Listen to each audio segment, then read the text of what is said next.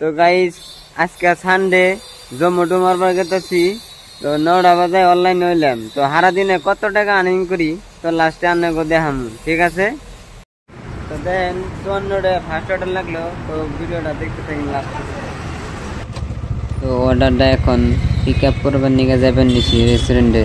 তো দেখেন রেস্টুরেন্ট আয় পড়ছি, আর পরে এখন দেখুন অর্ডারটা রেডি আছে কিনা নাই। তো অর্ডারটা পিক আপ শুনলাম নেওয়ার পরে দেখি অর্ডারটা রেডি নাই। তো অল্প টাইম লেট। তো অর্ডারটা রেডি মারার পরে পিক আপ করলাম। পিক আপ করার পরে ডেলিভারি আসাল পনিরগুড়ি নয়নপুর। অর্ডারটা ডেলিভারি দিবেন নিয়ে গেতেছি, তো দেখতে থাকেন। তো দিসপুর লাস্ট গেট পাই গেলাম গা। তো বেশি টাইম নাই, তো শর্টকাট করতেছি ভিডিওটা এটা দেখাবেন দিকে আনেগো আর কি। একটা অর্ডার মেরে আনেগো দেখাইলাম।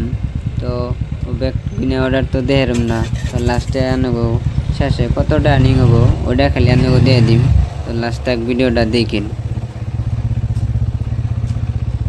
তো অর্ডারটা এখন লোকেশনে আয় পড়ছি, এখন ডেলিভারি দিম। তো এনে ড্রপ রেস মাল।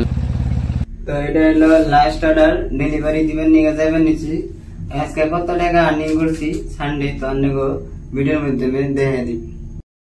তো দেখতেছেন শেষে আনেগো যে কম আমি যে 1364 রানিং করছি 25টা অর্ডারে, 11টা গিজ কমপ্লিট করছি, আর 243 ইনসেন্টিভ পাইছি।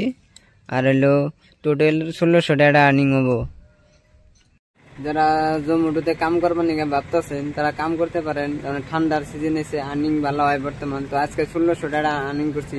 তো জোম্যাটোতে যারা কাম করবার চান তো নতুন নতুন প্ল্যানে তো আইনে জয়েনিং করতে পারেন।